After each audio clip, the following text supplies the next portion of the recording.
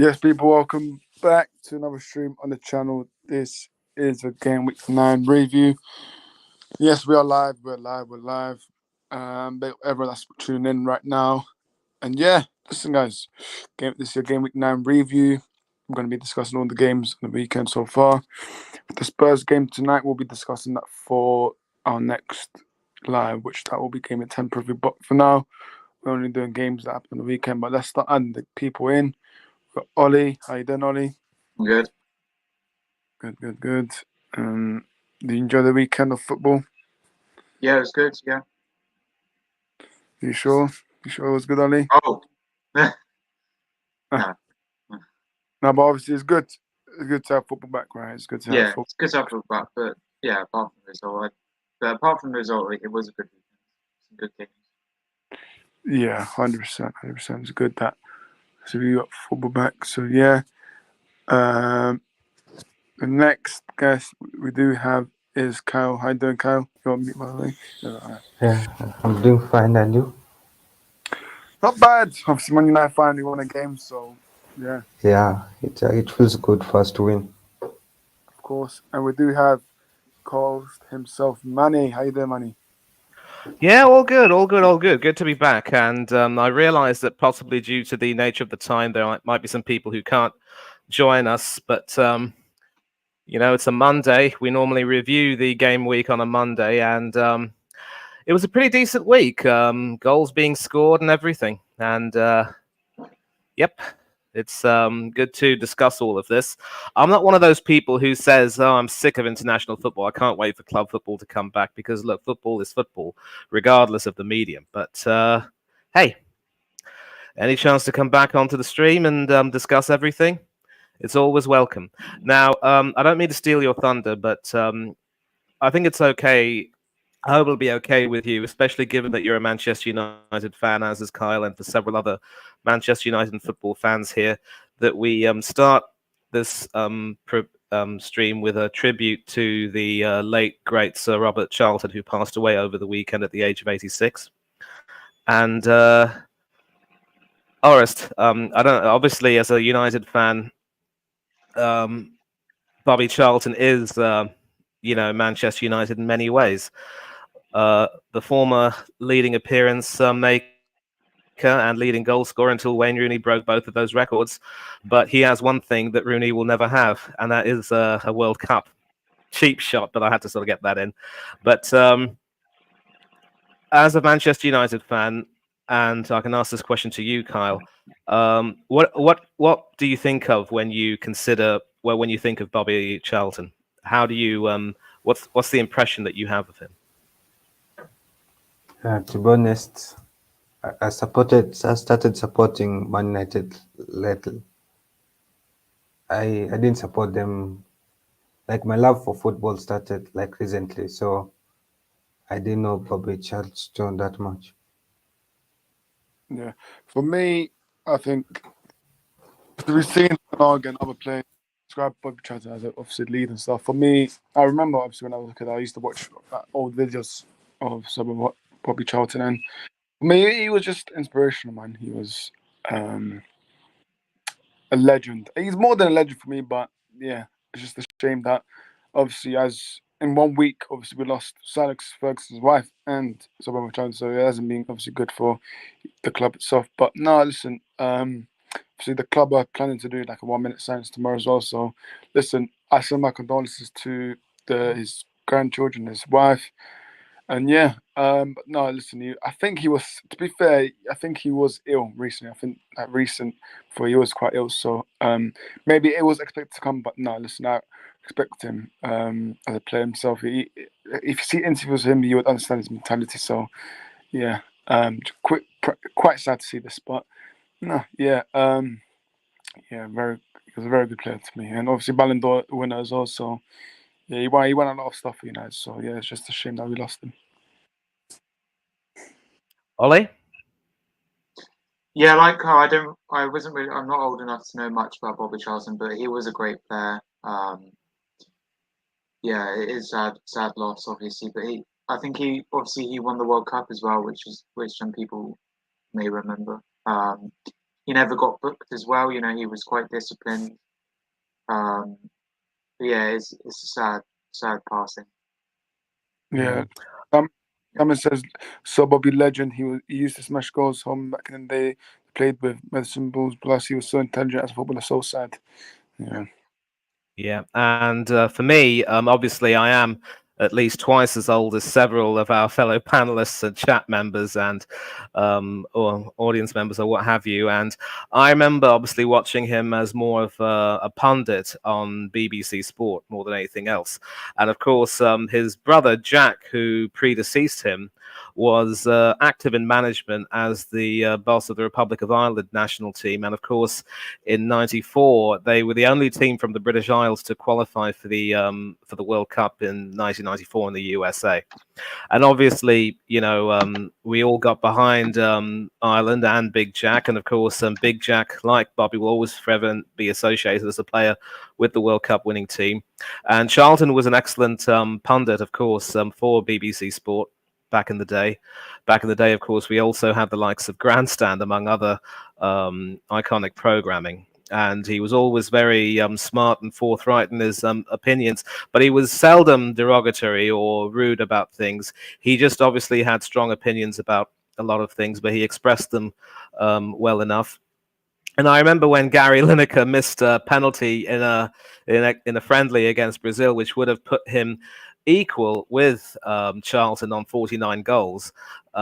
Charlton basically spoke about how sad he was to have seen that happen. And Lineker, of course, was a legend in his own right. And with 48 goals from 80 caps for England at the rate of 3 goals every 5 games, to me, he will always be one of our most prolific strikers, even if many people will feel that his career in English and international football was too short in hindsight. But it is what it is, and that's the way Charlton was as a person. He was never governed by any tribal club loyalties. He saw that football as a game should encompass all societies, all walks of life, and that everyone should be treated the way they'd like to be treated, with respect and dignity. And that is one of the reasons why I'm sorry for stealing your thunder like this, Orest, but I wanted to pay the special tribute. And I hope that every one of us on the panel and in the chat and also in our group chats will join me right now in saying this. To those arrogant, stupid Manchester City fans who saw it fit to mock the great man's death by singing that disgusting song, hang your heads in shame. And I do hope that you will never, ever have the pleasure of going to a football match in the world, in England or anywhere else ever again. I don't know, maybe anywhere else, because obviously bans may not stand when you're outside the UK. But to mock someone when he has passed away so suddenly like that, and basically showing your true tribal colors, is absolutely disgusting. Clearly, from the looks on your faces, you are a part of the younger generation who never even had the pleasure of hearing about the great men back in the day, Bobby Charlton, Dennis Law, and several other people. And for you to say this, you lot are a stain on the club, a stain on the game. And given that you lost another legend of yours recently in Francis Lee, the lack of empathy and footballing knowledge that you've shown is disgusting. And I hope that you have the book thrown at you and that book were to hit you right where it hurts. Hi, Hannah. We're just having a special tribute to Bobby Charlton. What sort of an impression do you have of him? Obviously, as a football fan growing up in South Africa, you know, there is a Manchester United connection and a certain Gary Bailey who played twice for England, but then returned to South Africa briefly to be a pundit and is now living in the US. But obviously, you'll have heard of Bobby Charlton in some ways. What sort of impression do you have of him? I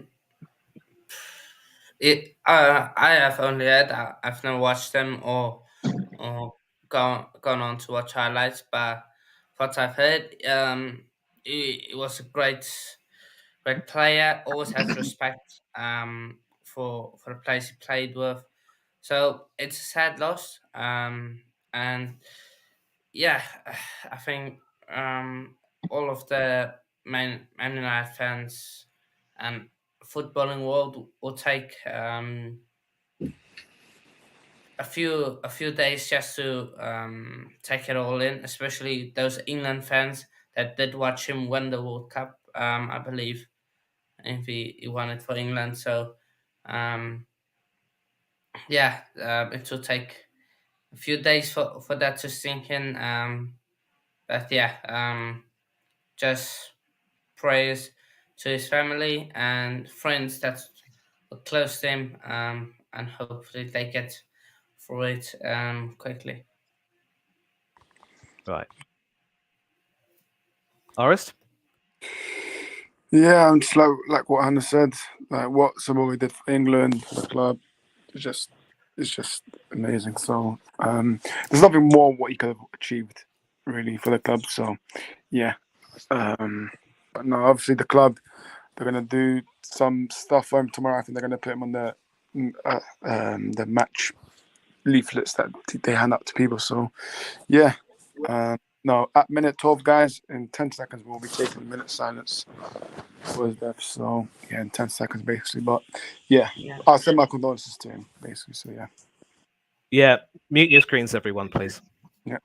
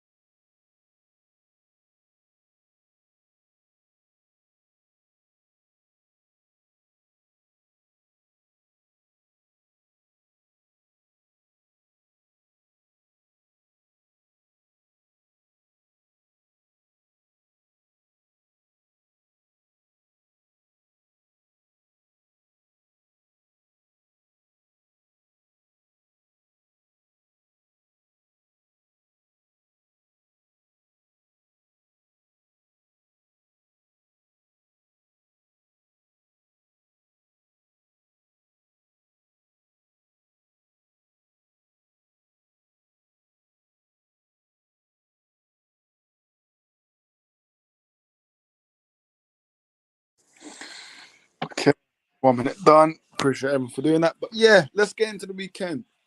Rest in peace, Sobek Charlton. We'll start off with the Merseyside derby. Obviously, Liverpool 2-0. They did beat Everton 2-0. I don't know if I predicted this. I think I said 3-0 Liverpool, but yeah, I mean, they scored, what is it? Obviously, for me, I know there's a lot of controversy, but for me, Ashley Young did not deserve to get sent off for me. Like, for me, Konate should have got sent off, but at the end of the day, it was Ashley Young. So yeah, I mean, obviously they got another late goal in the 90th minute, but yeah, Manny, what do you think in this game? Do you think it was right for Ashley Young to get sent off? I didn't really see the incident in question. I did see parts of it. By the time I switched on the television, Young had in fact been sent off. And, if I were to see the highlights again, I probably would be in a better position to tell you. And certainly it seemed to be a harsh decision in many ways. But credit to Everton for holding out with 10 men, minus a defender, for as long as they did, until, of course, Salah stepped up with that penalty. But I think it's fair to say that if Michael Keane needed another reason to pretty much tarnish his own name in the eyes of the Everton supporters, he did just that. You don't hang your hand out in that unnatural a position. And we are going to talk about handballs later on, obviously. And Everton obviously continued to huff and puff and try and get something from the game. But then later on, when they had committed bodies forward and Nunes ended up making that run to lay it off for Salah to score, it was pretty much game over. And Everton are, of course, showing that they are starting to turn the corner a little bit. And obviously with Calvert-Lewin coming back into the side and scoring a few more goals, they look a little bit more solid. But there is still some work to be done for the team from Goodison. Soon to be Stanley Park, I think. And yeah, so obviously the Young incident was a little bit unsavory. And for other reasons, I think we're talking about how the letter of the law should be applied. If I were to watch the highlights again of the two fouls, I can possibly give you my own verdict on that. In fact, I'll probably head to YouTube right now and see if I can't catch it. But once again, Liverpool are continuing to go on the up, and they obviously ground out a convincing win under the circumstances. This wasn't a scrappy 1-0 win that was decided by a penalty. They obviously were playing, I think, the better football overall, and they deserved their win. But Everton can still take some consolation from how they've been able to play, how they were able to hold their own. And I think under Sean Dyche, they could upset the odds and end up being safe. And many of us who prognosticated that they would go down and they're in absolute shambles, I think we're left with egg on our faces, big time. But yeah, good performance for Liverpool. Good win for them. They're still on the up, and they were, of course, momentarily top of the league until Manchester City and Arsenal won. Arsenal had their games, so yeah, good win for Liverpool. Some hope for Everton, and you fight another game week. Yeah, 100%, 100%. Ollie, what do you think, Ollie, in this game? Yeah, I didn't watch the match. I think I was out. I did want to watch it. It sounded like a good game. I did predict the game right. I said 2-0 Liverpool. But yeah, Salah on fire as usual, getting the goal and the penalty. In regards to the red card, I did just have a look at it. I don't think it was a red. I think it was a second yellow, wasn't it? I think the second one probably wasn't a foul, but the first one was, I think. But yeah, Everton not looking good at the moment. Liverpool doing quite well. Good win for Liverpool. As I said, Salah's doing brilliant. So good to see him scoring some goals. Yeah, Liverpool are third now. Everton back end of the table, 16th. So yeah, good game, good win for Liverpool. Yeah, 100%. I know about you. I was actually impressed of Everton. Defensively, especially one of the defenders. I think it's Barthwaite. Is his name. But he played very well, and again, it's if Salah does, if it isn't a penalty, if Young doesn't get sent off, and they don't concede the penalty, they're probably going to draw that game. But look, they played really well. It's just attacking wise, they unfortunately they will struggle to get goals attackingly, but defensively definitely on point. So unlucky. Liverpool better team, should have won. And if it just pre-game, probably in-game, probably should have been a draw. Maybe just a closer 1-0 win. But yeah. Carl, what did you make of this match? It was a good win for Liverpool. I expected it to be a close game. I predicted a 2-1 victory, so it was a close prediction for me. And obviously, Ashley's young red card affected Everton. Now they played in the second half. Since there were now 10 men. Yeah, definitely affected them. Yeah, 100%, 100%. But yeah, next game from. Yeah, I'm just taking a look at the Ashley Young dismissal right now. Obviously, you know what? I think Young can have no complaints because in both dismissals, he simply wasn't able to get the ball. By the letter of the law, he had to go off, I'm afraid. Just taking a look at the replays once again. Wait, hold on. Yeah, the second tackle for Luis Diaz. There is some talk as to whether or not he actually made contact with him, and I'm surprised that VAR didn't run the rule on that and say, you know what, you're going to have to let him back on the field. But yeah, it's a marginal thing, really, and I think I think it's fair to say that he probably didn't deserve to get sent off, and it's just unfortunate. And I hope Everton will at least appeal that one, so that at least it gets recorded for posterity as a yellow, as just one yellow and not two, leading to a red. So yeah, I'm surprised that VAR didn't even bother to check that. Really, if they had checked that and confirmed that Young had made contact with Diaz the second time around, then that would have been okay. And it just begs the question: what exactly are people doing with VAR? Are they truly switched on? We don't seem to have any problems in international games, and it's applied to the letter. Why is everyone being so lazy and lackadaisical about it? If Everton feel hard done by, they should appeal the decision. At least they should be able to get some closure from that. 100%. Simon says Everton will stay up, but they need to strengthen in a lot of areas. Yeah, true. I'll talk about this comment later on when we do talk about United. But yeah, thanks for that, Simon. But yeah, next game, another loss for Bournemouth. So Wolves did win 2-1, but I think there's a rumor going around that Bournemouth have sacked the manager. So I don't know if it's confirmed yet, but there is a rumor going around that they do want to sack the manager. So yeah, I mean, it just shows that letting O'Neill go to Wolves and then beat his former club. So I don't know what's going on here. So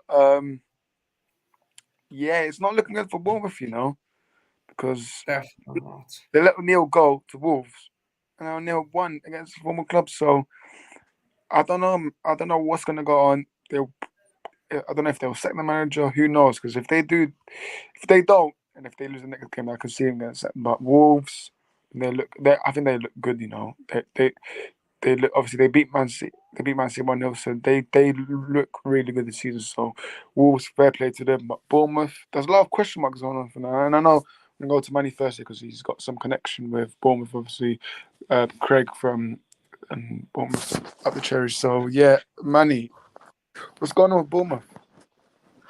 Yeah, it's terrible. It really is. And look, I'm going to say this. If you take a look at Craig's channel, he's posted several videos where he's made it crystal clear that as much as he thought it was the right decision to hire Iriola at the time, the idea of actually trying to have an attacking style of football with players who are still remnants of the O'Neill Parker era, it hasn't truly worked, and it hasn't helped that some players like Tyler Adams, who were signed to add some strength to the team in that regard, have been injured and unable to play, and several of the much vaunted signings have not really been able to hit the ground running.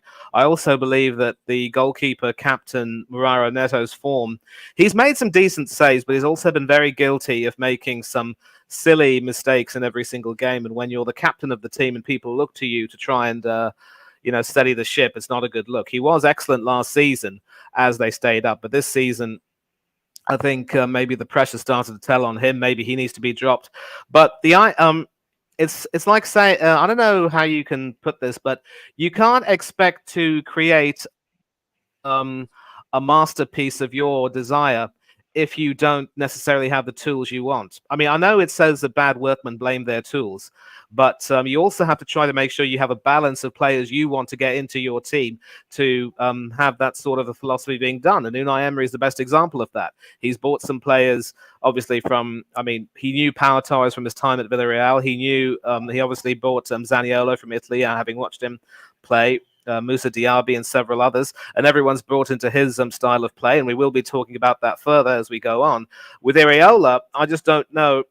It's as if the board at Bournemouth have been so gung-ho and eager to try to show that they want to go into a new era, but they haven't really structured it properly.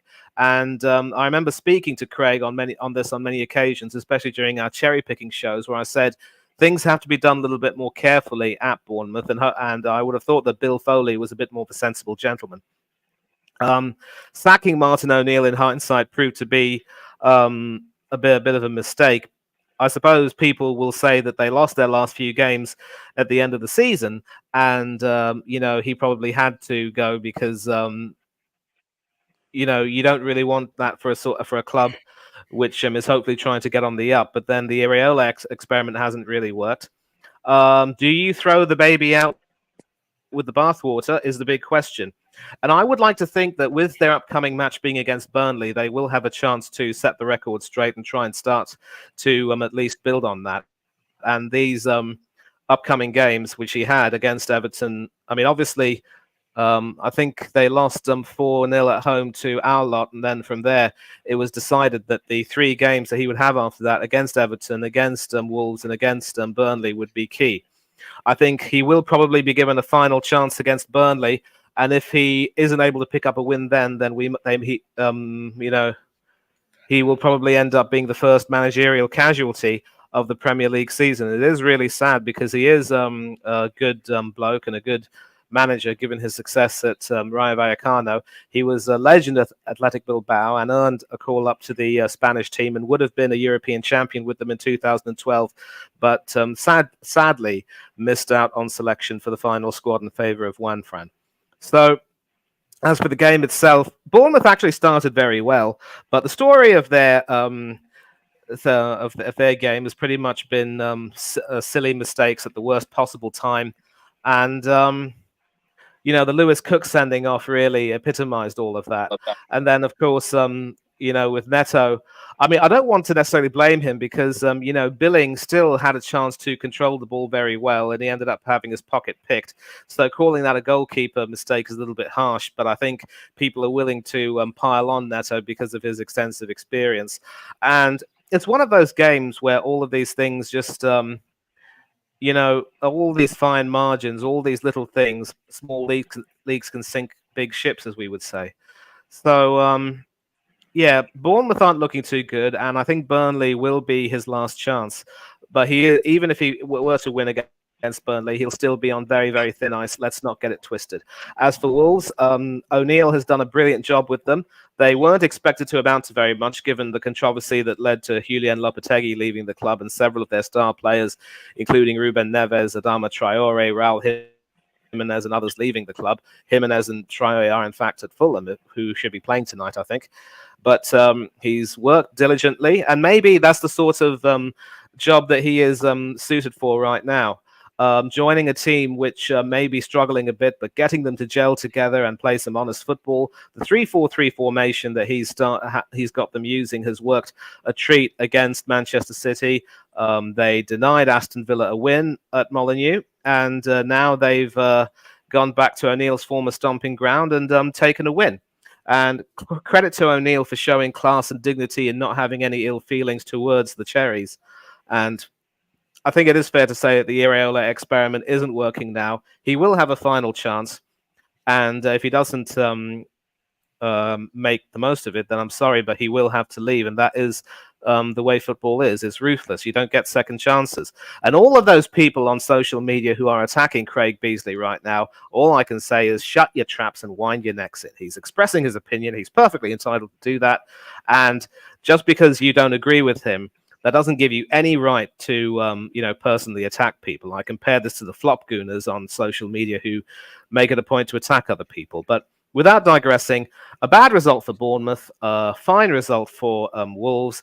The Wolves are starting to howl, and they should very well end up, staying right in. And we've got a very special guest in the chat. Del Boy, what's the crack? What's the bleeding story? How are you doing and all that nonsense? Good to see you, and thanks for joining in.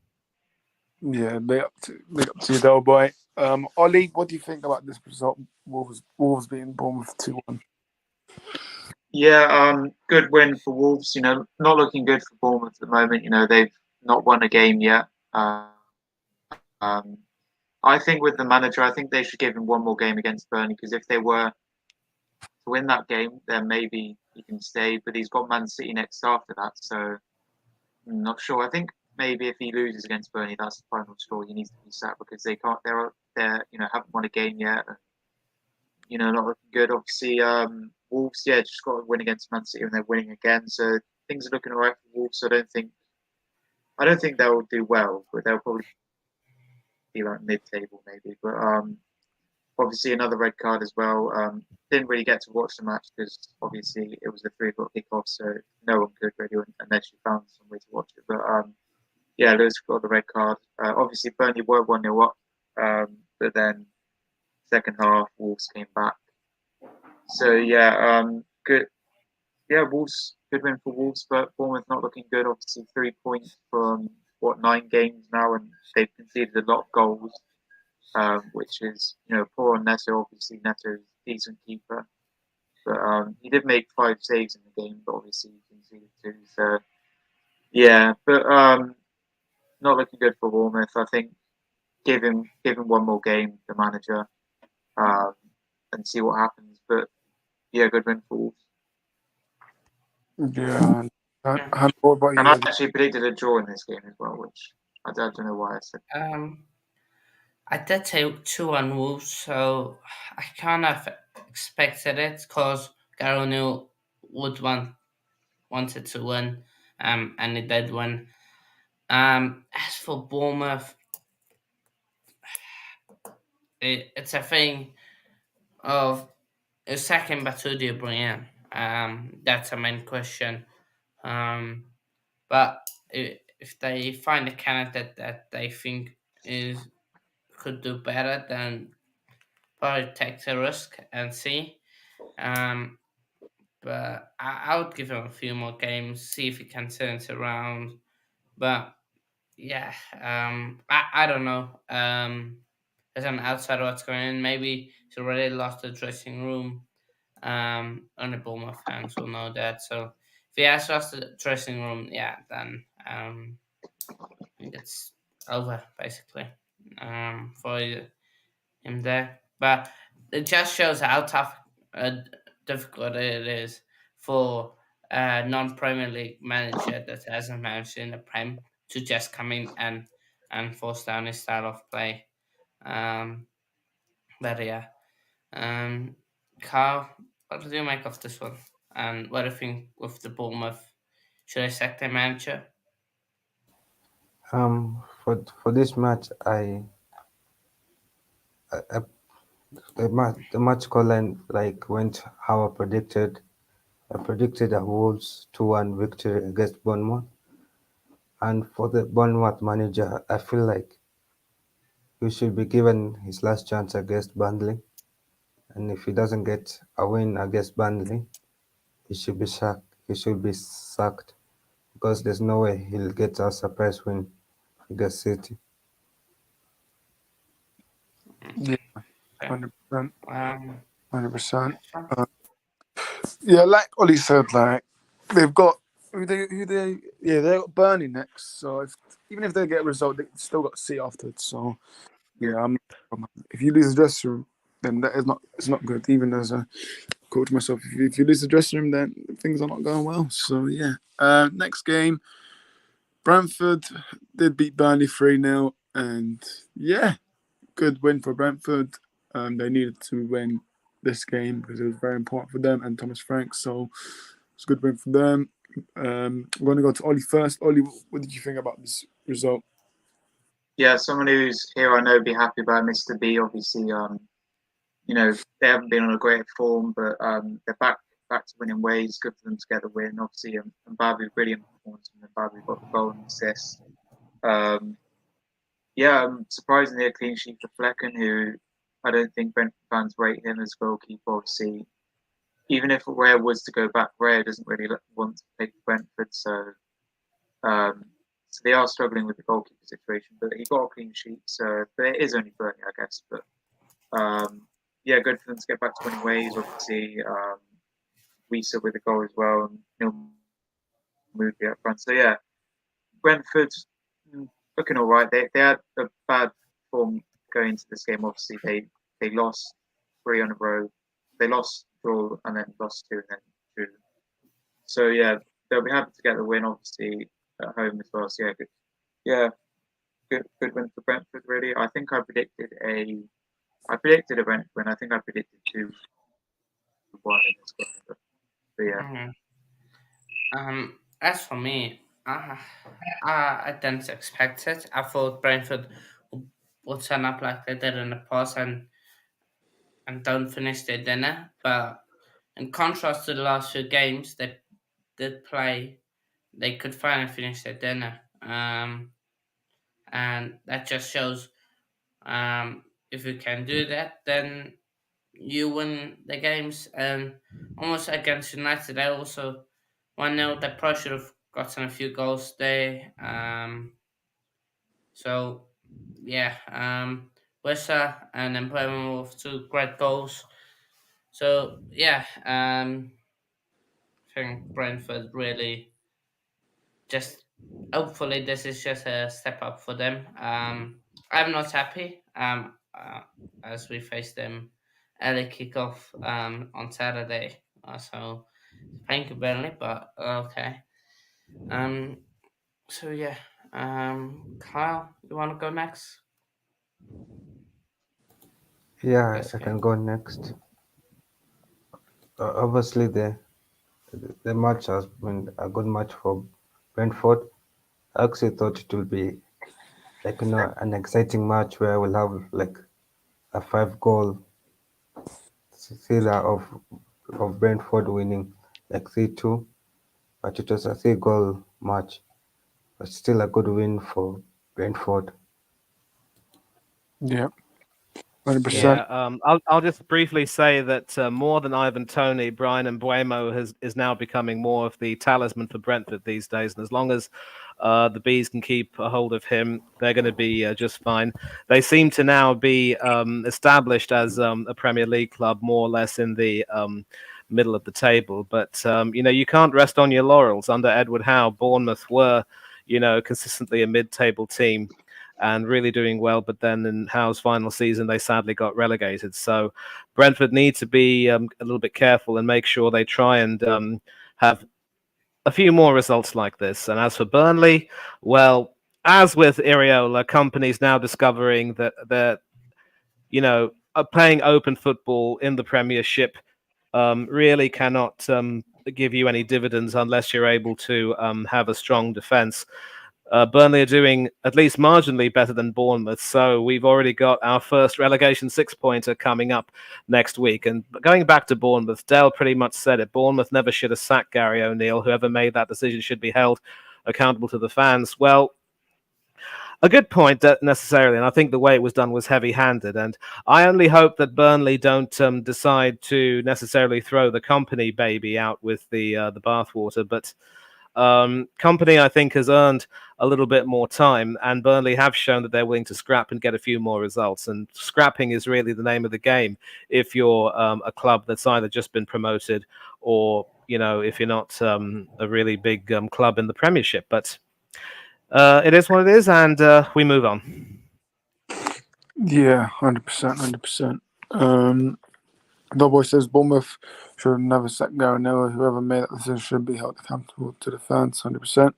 Rory playing Brentford on Saturday, says Chelsea fan. Yeah, We same. think that'll be a good game. We will see that what happens. You want to say something, Hannah? No, that is why I don't like that result of Brentford being Burnley because they will have no new confidence and probably give us a tough game. Yeah, exactly, 100%. Next game, Man City 2, Brighton 1. And then we just go back to what Simon said. He said Akanji being sent off will be in United's favour massively.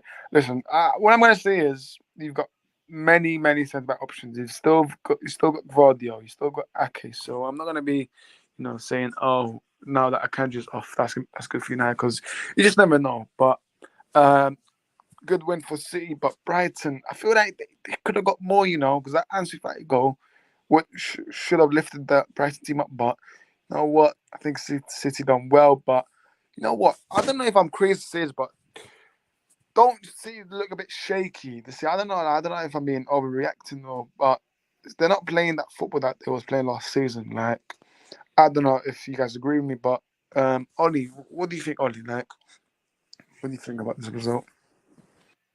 Yeah, it's a game that I think most people thought, Man City would dominate, win the game probably like 3 or 4-0 or 3 or 4-1. I think I predicted 3-1 Man City, but obviously they got 2 early goals. Alvarez, who's been brilliant for them, got a goal, and obviously Haaland, who didn't score in the last in obviously against Arsenal, so back to scoring ways. And then obviously, as I said, Brighton did score, so could have put a bit of hope into Brighton go on to try and draw the game or win the game. But yeah, they haven't been that good this season. They've been, they obviously lost to Arsenal, just won to Brighton, lost to Wolves. So yeah, they are looking different to last season, and it's getting a bit, worrying for them. Maybe they might not challenge for the league, or they're definitely in the title race, so obviously. But Doku as well, got an assist. He's looking good. Obviously, the Akanji sending off is quite a blow, but they who do they have instead? They have Ake instead, maybe. Um, but yeah, obviously, listen, there's a win as a win. They got the win, so yeah, good win for City, and yeah. Yeah, 100%. Manny, over to you.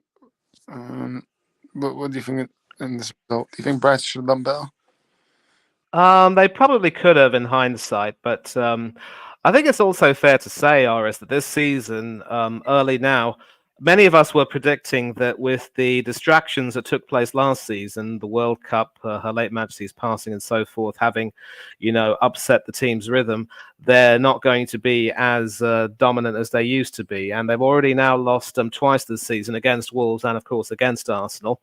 Good job for the Gunners. And they're starting to show, of course. The only consolation for City after those two games is that I do believe. Rodri is, of course, back in the starting lineup, and I think De Bruyne is still some way away, in a way, still injured a little bit.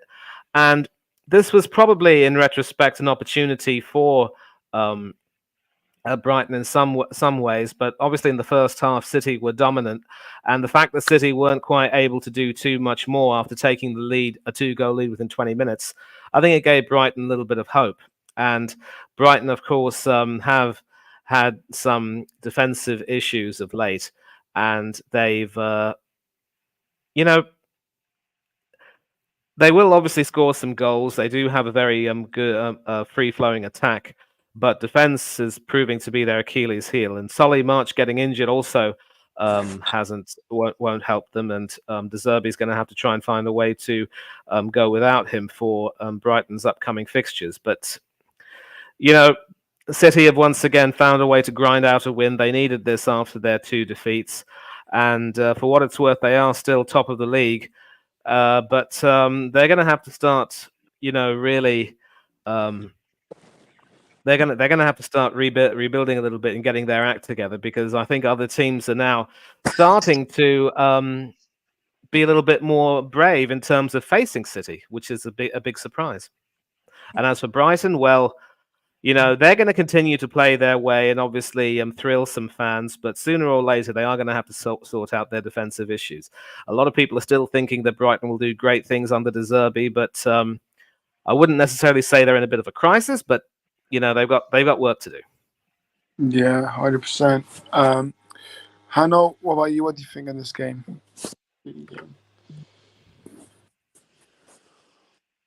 Hanno, you're on mute. No, if you spoke this of it. Kyle, over to you. What do you think? It was a very close game. Also, I predicted a win of like 2-0, so it was a close prediction for me, considering Man City's reduction in performance and their suspended players as well. Yeah, so it was a decent win for Man City. On your points, Russ, I think it's a case of not having replaced the quality. Like, they replaced the guys, a Gundogan and who else? Yeah, Gundogan Mahrez. and Morris. Morris, of course, I don't think they haven't really replaced him. I think if they kept Cole Palmer, they probably have started week in, week out there, but they didn't. And Gundogan, they have basically signed 2 players to try and replace him, and yet both haven't worked it out in Kovacic and Mateus Nunes. I think Nunes will. You can give him time. He will try do well. Kovacic, on the other hand, I think is a fish that has been thrown into deep waters, and at this stage, it doesn't seem like he can swim.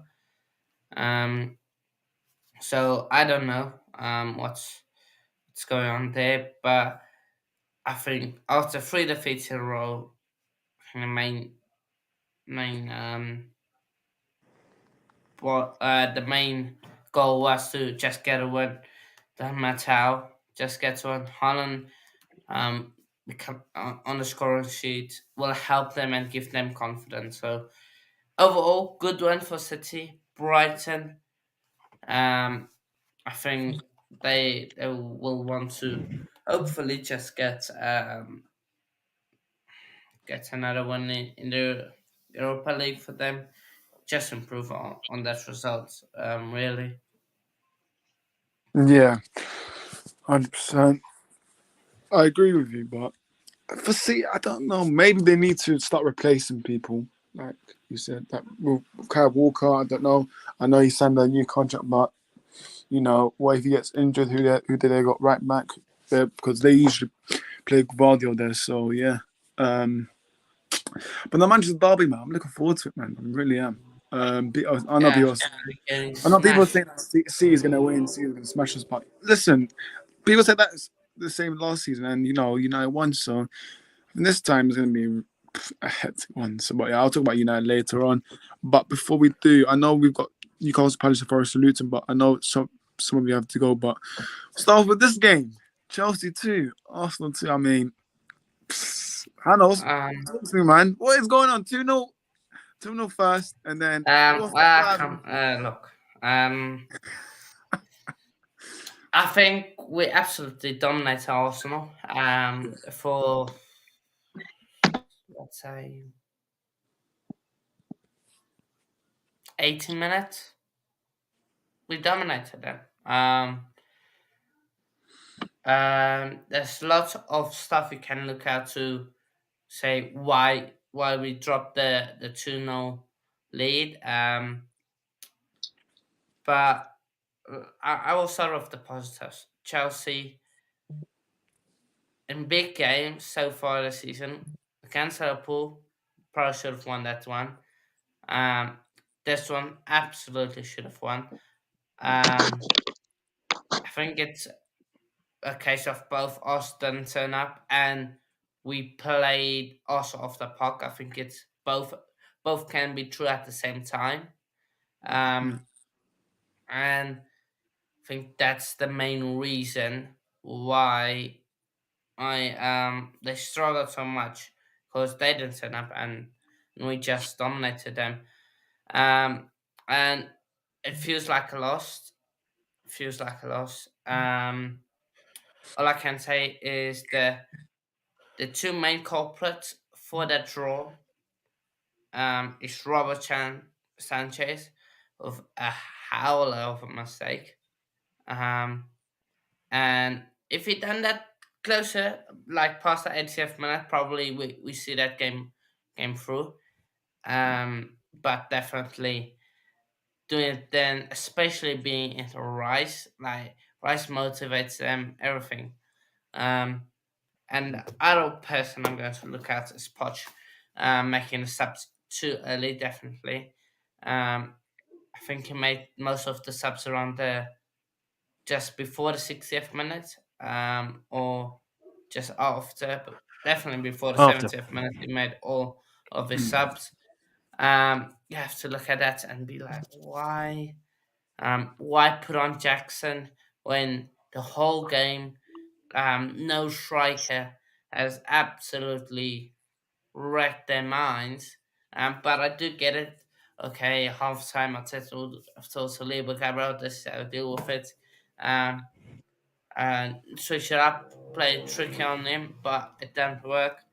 But main culprit is definitely Robert Sanchez letting them back into the game. Um, I don't know since when do we wear red jersey, but maybe was thinking he was playing for Brighton and saw a bit of white. White. Okay, yeah, Brighton were white, a bit of white on them, so I passed him.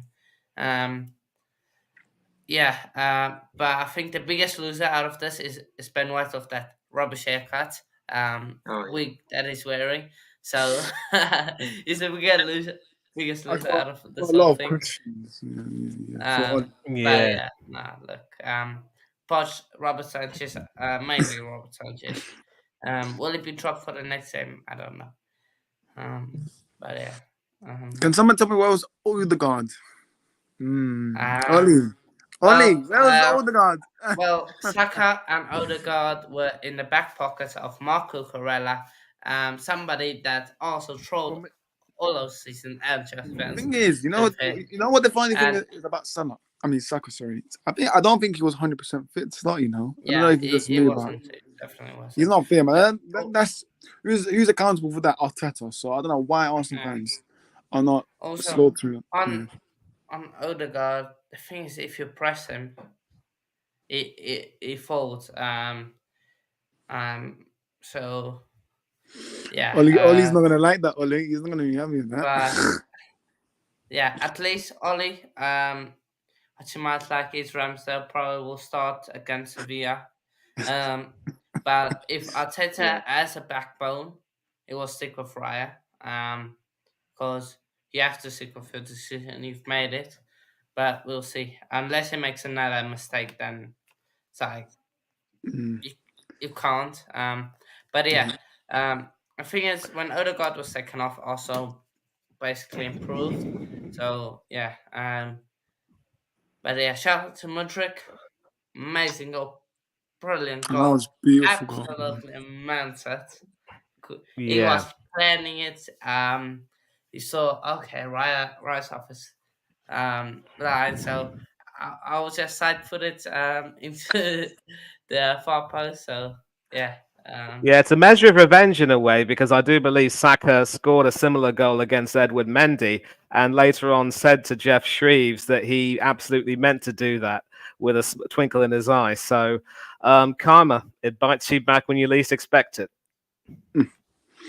100%. Yeah. Yeah. Ollie, what's your thoughts? Yeah, I'm a bit frustrated, obviously.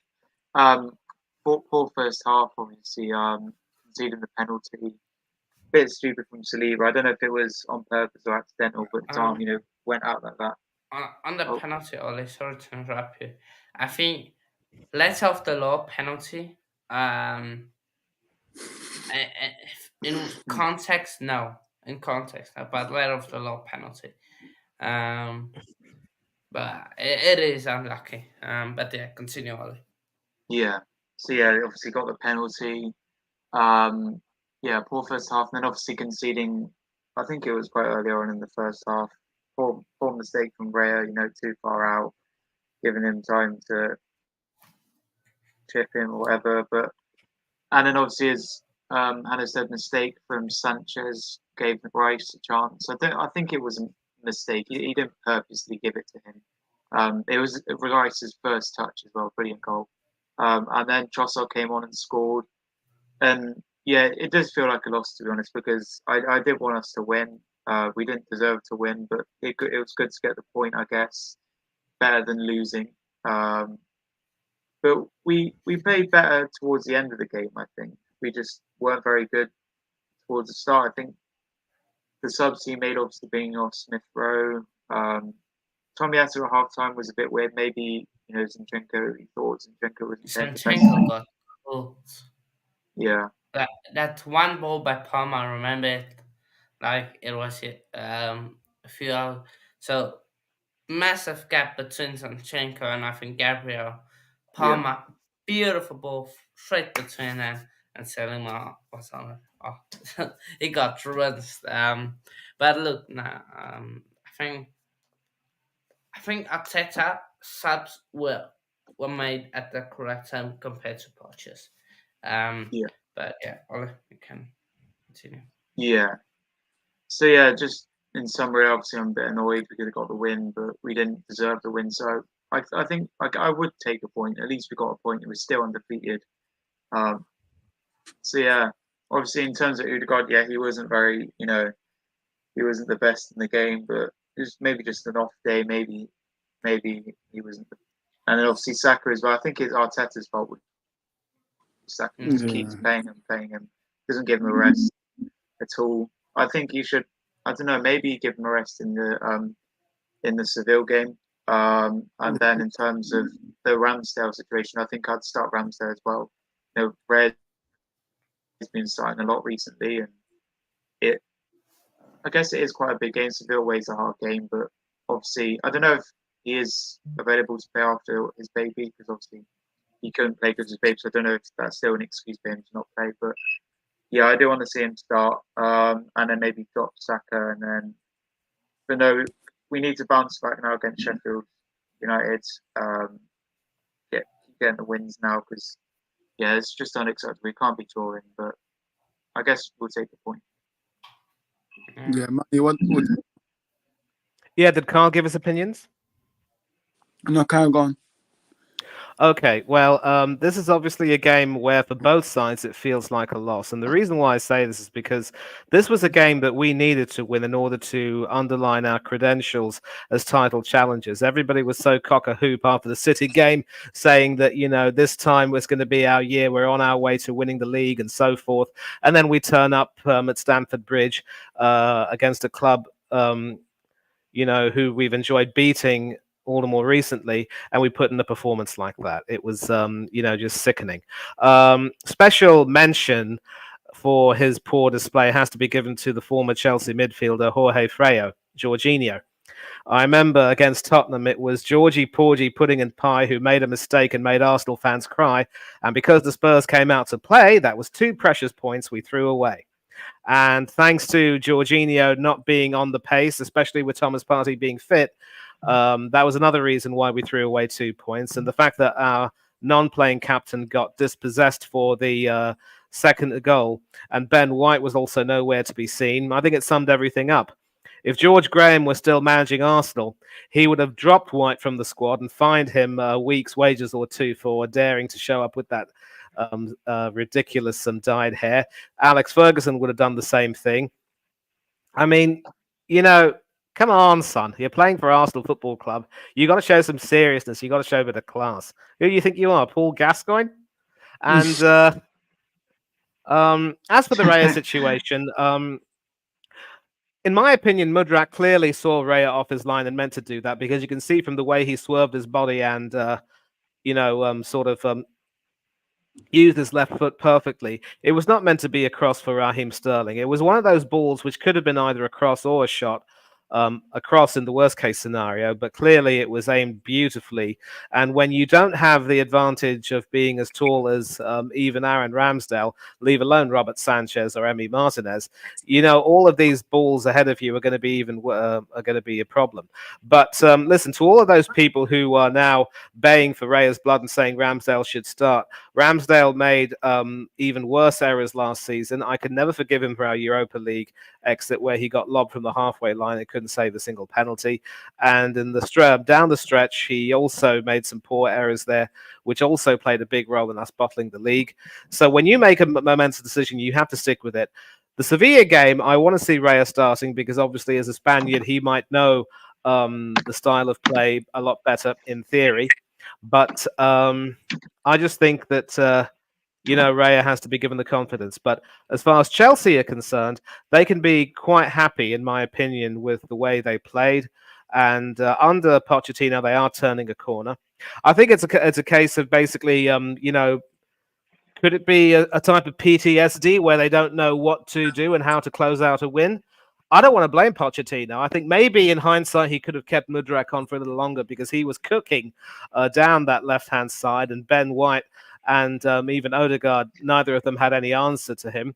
And all of those Arsenal fans who were trolling him, calling him a waste of money, and saying Trossard is much better, I think that goal really much, shut them up really well. Yes, Trossard came on and scored, and that was more defensive problem, more to defensive problems. And Sanchez, again, also should have done better for that toe poke. And I'm not going to get started on that ridiculous pass. What was he thinking there? But Chelsea are improving. And under Poch, I think they're going to turn the corner and become a competitive team again. And Poch is definitely the right man to build a team and take them even further.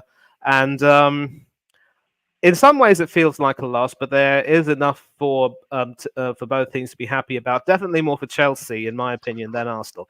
Yes, we showed character, but this is going to be another reason why we're not going to win the league. We'll be lucky if we continue to sort of stay up there or thereabouts, because if we're not careful, there will be other teams that will literally put us to the sword, and we might not even have an answer for that. And as for Zinchenko, insanity is defined as doing the same rubbish again and again and expecting a better result than last time.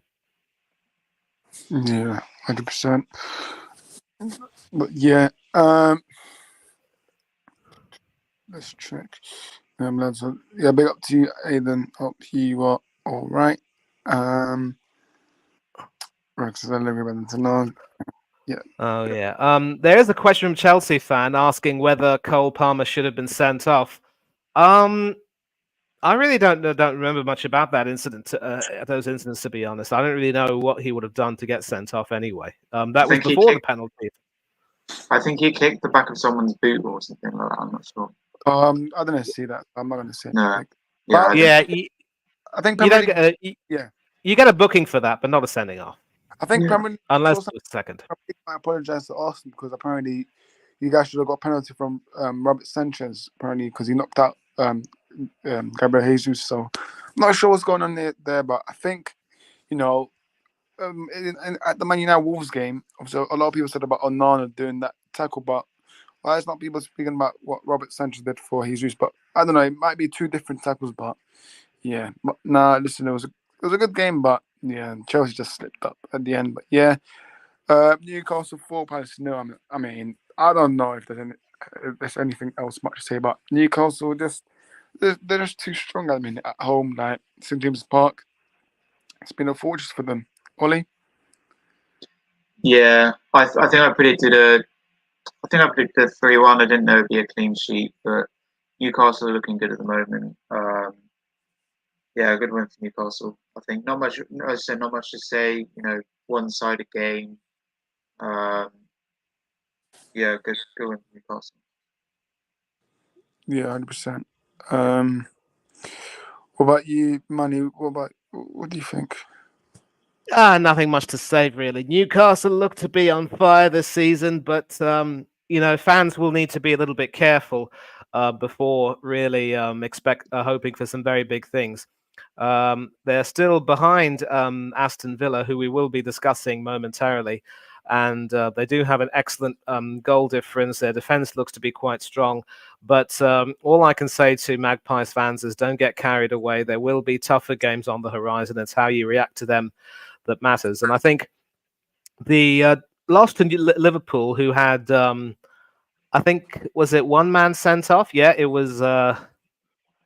I can't remember who it was now. My memory is hazy, but yeah, they should never have lost 2-1 at home to Liverpool, especially when Liverpool had a man sent off. So they do have a little bit of a soft centre, and they're still now behind Aston Villa, having played the same number of games. But they're looking really good, and we will talk about Aston Villa and how well they've been doing, but Newcastle look ominous. Palace simply didn't really have much of an answer, and I think Hodgson's going to have to really look at the team and try and reshape them a little bit. But Palace will be fine as long as Roy's at the helm. Yeah, 100%. But yeah, we'll move on to the next game because there's nothing much to say about Newcastle Palace. Forest 2 against Luton. I mean, wow. I did not see this coming, to be fair, but Ollie, what do you think about this game? Yeah, unacceptable from Forest.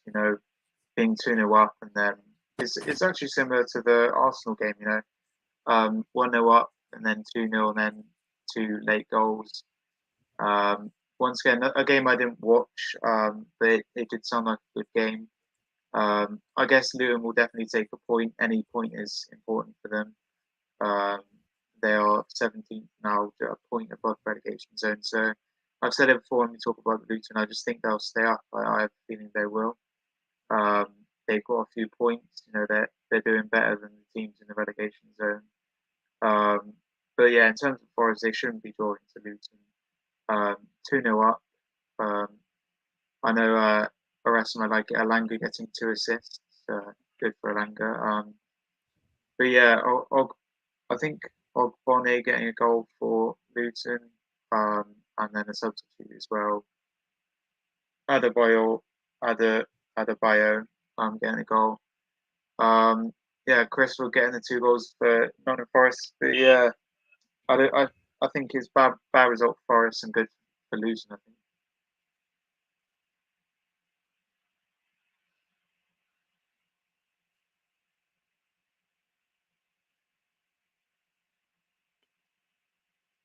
Yeah, I think the screen has frozen a bit. Yeah. Yeah, and so I'll say what I want to say about it. And I think if I were Gonzalo Montiel and Ibrahim Sengai right now, I'd be thinking, why did I even consider coming over here to Forest? Sengai in particular had a chance to score, a glorious chance. He ended up putting it wide. And Luton are also showing that they are able to show some spunk and come back. Maybe they're just lacking a little bit in terms of that overall quality, but they do have some fight. I'm not going to predict that they will stay up, because obviously they need to start making sure they can pull out a few more wins. But, they're still fighting, and they're still fighting hard. And as for Forest, well, it was carelessness. You don't, as with Chelsea, to let a 2-goal lead slip like that is just, it's not so much unfortunate. It is really a lack of any real, it's just a lack of application more than anything else. And they're going to have to also work really hard. For what it's worth, I think given that some of the other teams below them are not doing too well, Forest should be safe. But they're in 15th right now, below Brentford on goal difference. I'm surprised that Brentford all the way down there. But, this league has been as it is. And obviously, we now see that there's a huge gap in terms of quality of performances between the teams at the top of the table and also between the teams at the bottom of the table at times.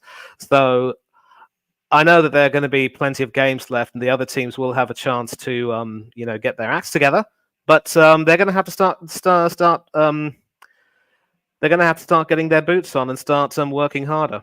But Luton, they're showing some signs. They need to keep pressing, and they need to make some signings in January. And if they do, then they could stay up. But I don't want to really give people false hope. Yeah, 100%. But yeah, I think next game it is the United one. I mean, listen, I think I got the score prediction right about this one. 2-1 United. It wasn't easy. If I'm being honest, it was not easy, because I think first half, Sheffield United dominated us. I mean,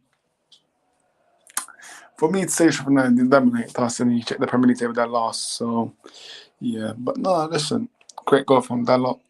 And, yeah, I mean, we take it. It's 3 points. So, yeah. But, it's good to get a win. So, what do you think, Ollie? Yeah, good win for Man United, of course. No.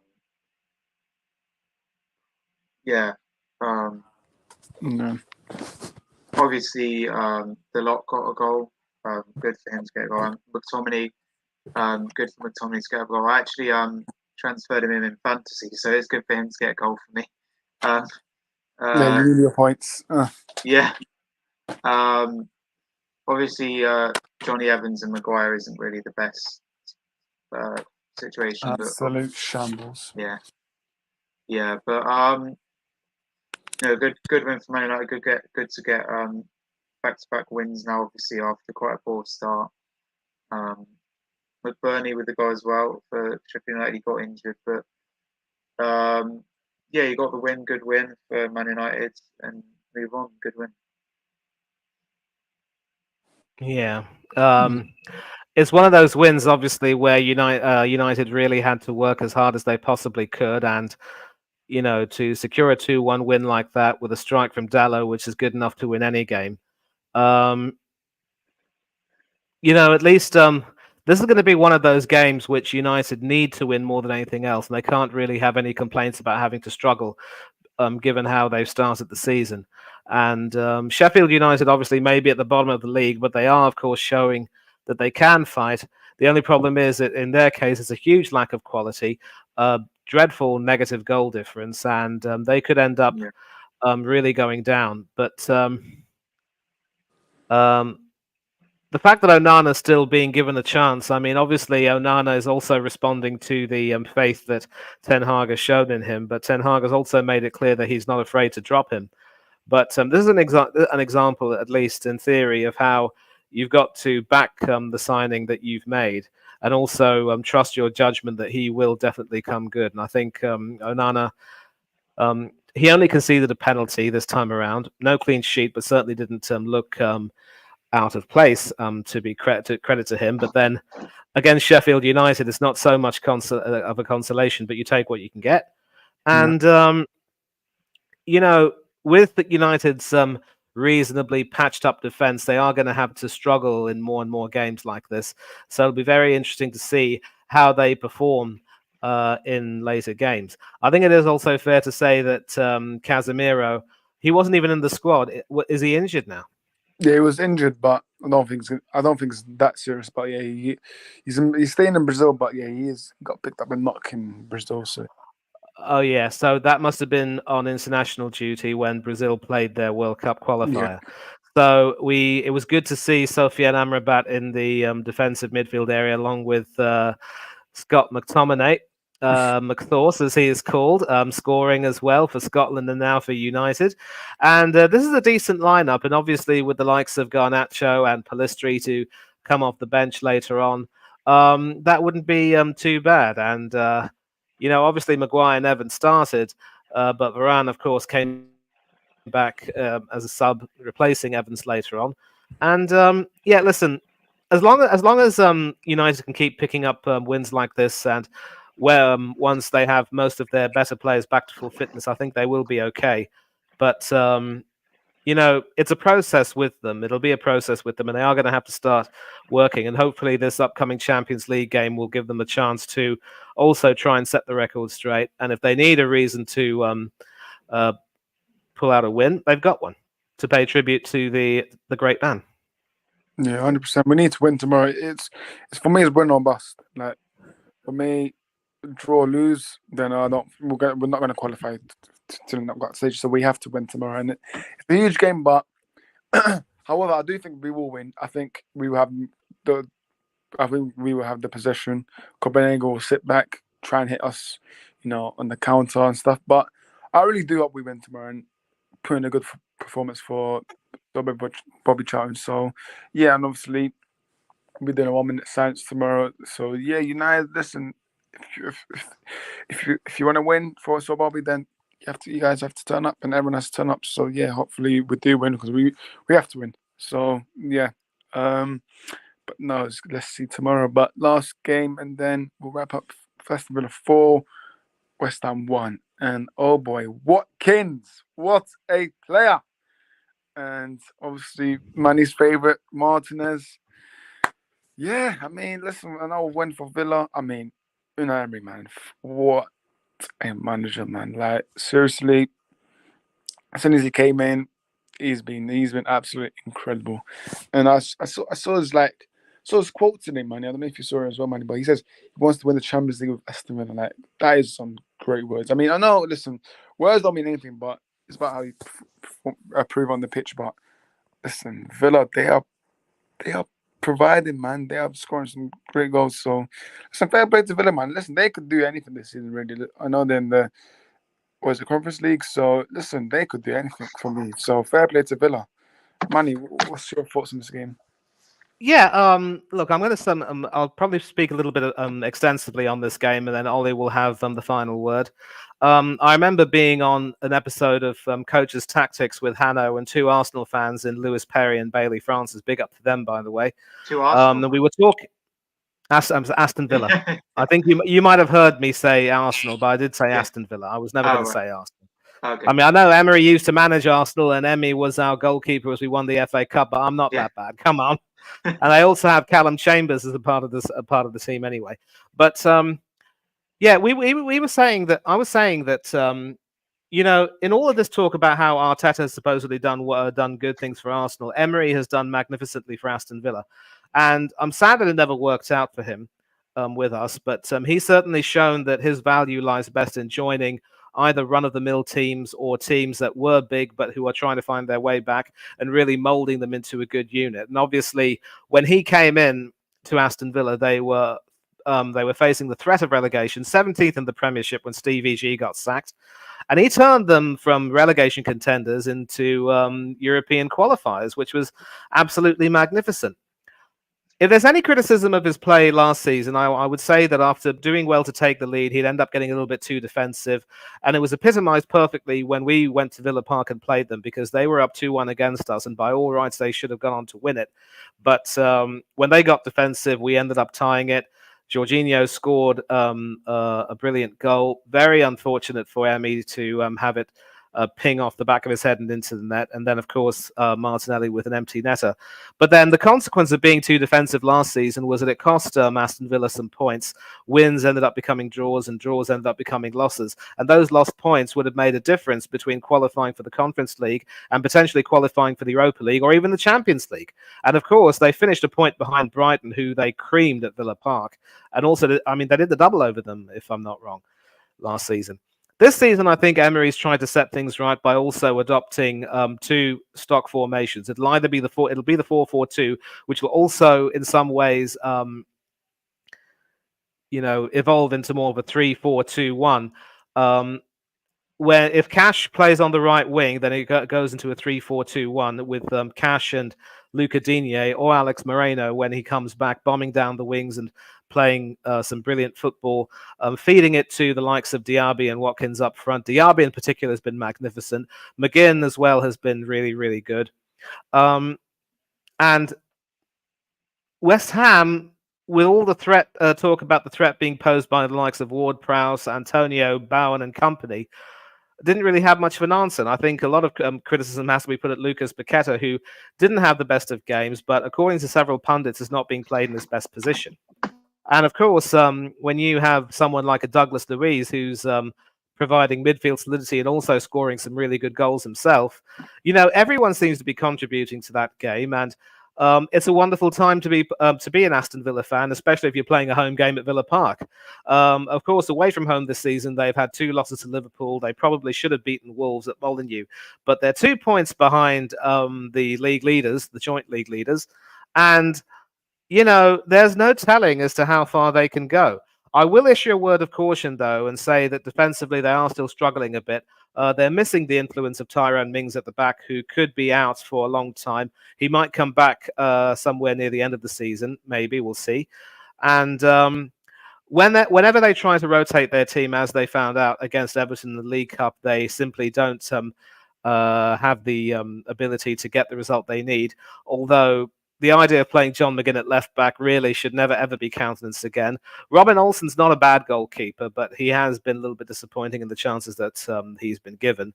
So in January, Villa will need to try to strengthen to send some players out of the club who simply aren't able to cut the mustard and bring some more in who can add to the strength and depth. And there are a few players coming back from injury, it must be said. I think he's managed to get something like the best out of Yuri Tillemans. I know that Tillemans is a bit of a lazy git, but whenever he plays well, he can play well. And he had an assist for the Leon Bailey goal, which wrapped everything up quite beautifully. And even Bailey, who is criticised as being inconsistent, is also starting to pull his weight. And you've got to give Emery credit for that. It's as simple as that. As for West Ham, it was a dreadful day at the office for them. One of the worst days that Moyes has ever had. And I think he's going to make sure that the team will never play anywhere near as badly as that again. And they're going to have to really pull their socks up and continue to go about their season. They're also playing in Europe. And I think maybe in some ways Villa will feel happy to be in the Conference League because they'll be thinking to themselves, if West Ham and their former striker Danny Ings could win it, there's no reason why we can't. And they're also learning how to play in Europe again after a gap of several years and trying to manage everything. And yeah, I can expect a lot of big things from Villa this season, but it's up to them how they operate. And they are going to have to make sure that they do some good shopping in the January window and really strengthen the squad and really make sure that people who don't pull their weight don't play much of a role in the squad going forward.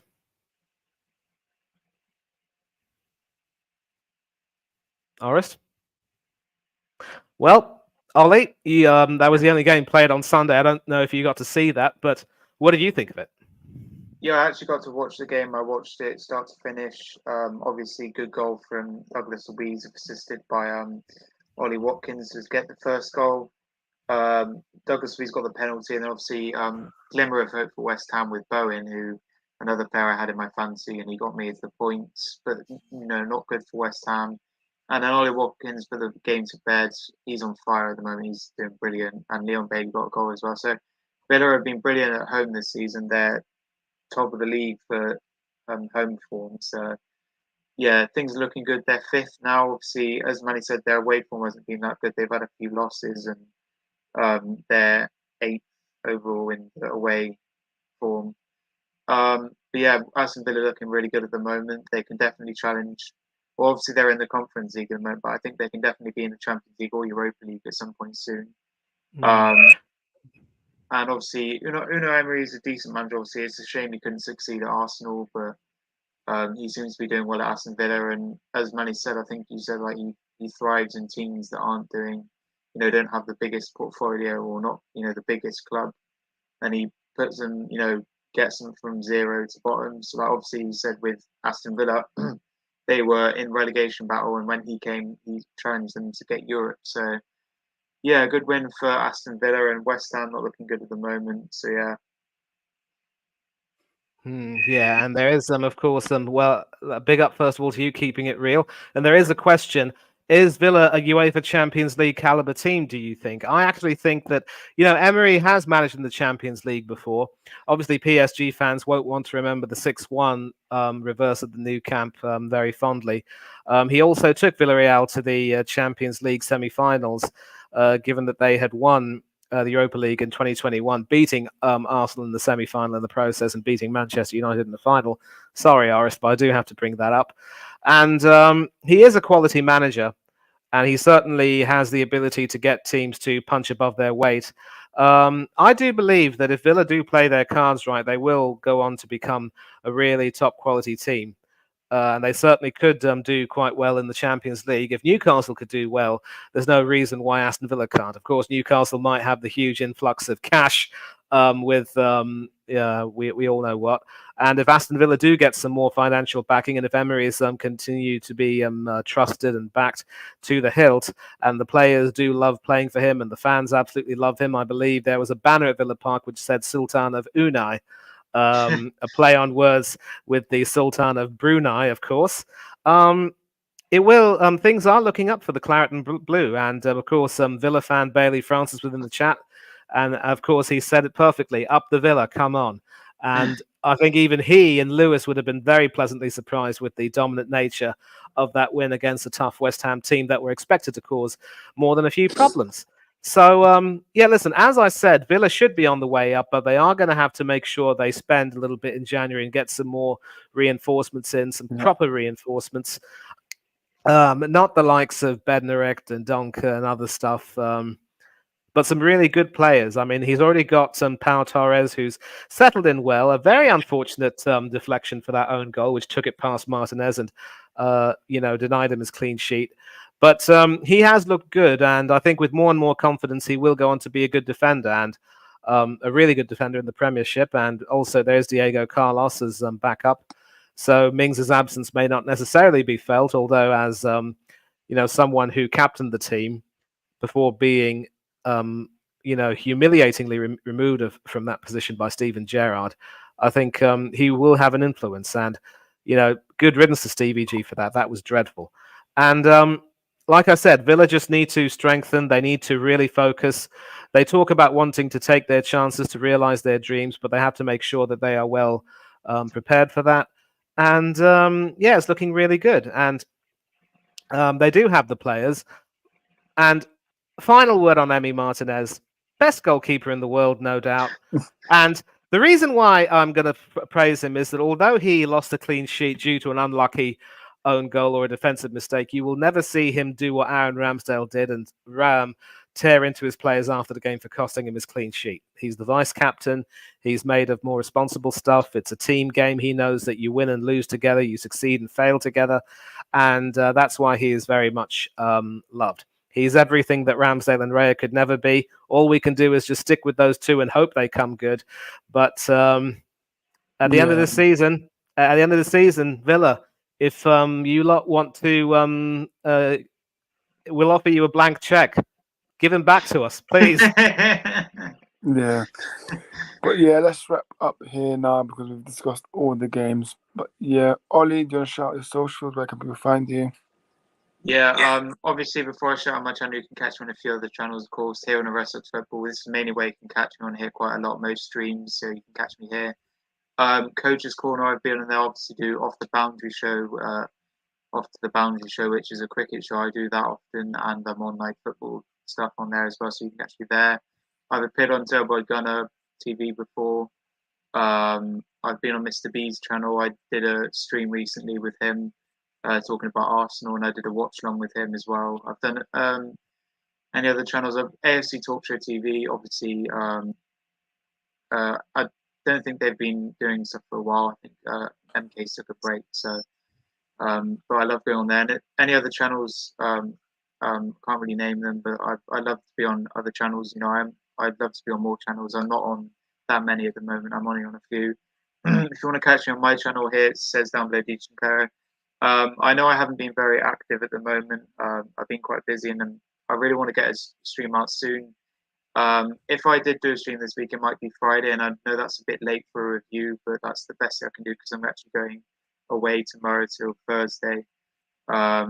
So I'll be back on Thursday. So I can't do a stream on Thursday, which is what I'd like to, but hopefully get some guests on that the next stream. I'm on 1,086 subscribers, so on the road to 1,100 before the end of the year. So we've got a few months to do it, so hopefully we can do it. If you want to catch me on my channel, at my Instagram, Ollie.Sinclair556, you can message me there if you want to come on my channel or anything else. David Guerrero fan page 1 as well as my other account. Ollie7556 on TikTok, Deej Sinclair on Twitter as well, and I'm also on Threads as well on Instagram, which is part of Instagram, but I don't really get active on there. But yeah, that's mainly it. Big up Manny and Hanno, and of course Kyle, and for joining, and of course the host of the rest as well. So yeah, it's been a good stream. So mainly go subscribe to Deej Sinclair. I promise the stream becomes, you know, I actually didn't upload videos from when I saw Fair Riding, so that'll probably be out soon maybe. But yeah, just expect a stream definitely next week. If this week, maybe probably Friday. I know it's a bit late for a review, but yeah, big up everyone, big up the comments as well. And see ya. Yeah, we're up to last but not least, Manny. Where can people find you? Big up for joining. Yeah, first of all, big up to you, Oris, for hosting this, and you can catch me over here on Oris Talks Football as one of the co-hosts. I'm also proudly a co-host on the Coach's Corner with Hanno, who was on the stream earlier. We've been doing some coverage of the Rugby World Cup and also following the Cricket World Cup that's been going on simultaneously. Big up to Ollie Sinclair, who's also here on the panel, been on his channel once or twice. Hope to possibly come again soon if circumstances dictate that I can. Big up to Del Boy Gunner TV, who was obviously in the chat. We had a short call-in stream after the Chelsea-Arsenal game because it was clashing with the rugby. And I hope to, it's good to have him back as well. We missed you, mate. And also, big shout-outs to Football United TV with Anthony Herbert, Tony Claude Gunner TV, Danny AFC TV, Up the Cherries in all departments, AFC Villa Talk Show TV, Villa TV, Eugen Spurs Asia TV, and the Southern Gooner, the Aussie Gooner, and several other channels where I've been on before, and I hope to come back on very soon again. And yeah, it's good to always come on these streams and talk football, and I'm really glad that we're able to have this stream as long as it had, and we've had, and get things out of the way. Obviously, it's it's been a bit too long of a stream, but we had to say whatever we wanted to say, and I'm glad we did. And big up to everyone in the chat who's joined in. We've had some people who I've never met before. Welcome to the channel, and I hope you like and subscribe this video. It'll really help with the algorithm for the channel, and you're the people who will, of course, make this stream and Oris channel what it is. Really nothing much else to say. Let's all be respectful of one another. Let's not be like those disgraceful City fans. Let's treat each other with respect and make sure that we learn to agree to disagree without being disagreeable. Otherwise, there's no need in having any sort of a discussion. Take care of yourselves. Enjoy the rest of your week. Enjoy the sport that's on offer, whether it's some football, rugby, or cricket, or what have you. And, of course, Champions League football coming up tomorrow and the day after. European football as well on Thursday. Take care of yourselves. Stay safe, stay happy, and don't do anything that the panel and I wouldn't do. For now, though, as always, farewell to thee, and goodbye to all of you. Cheers. Bit up to you, man. Bit up everyone for watching in. That's contributed in the chat as well. Bit up to you, Simon, Doughboy, everyone really, everyone, because I'll keep in your names. But big up to you, and Aidan, big up to you as well. But yeah, big up everyone in the chat. Make sure you guys have subscribed if you haven't already. Like the video if you haven't. And yeah, we'll be back soon with the Game Week 10 preview. Smash those likes, and guys, we will see you soon. Peace.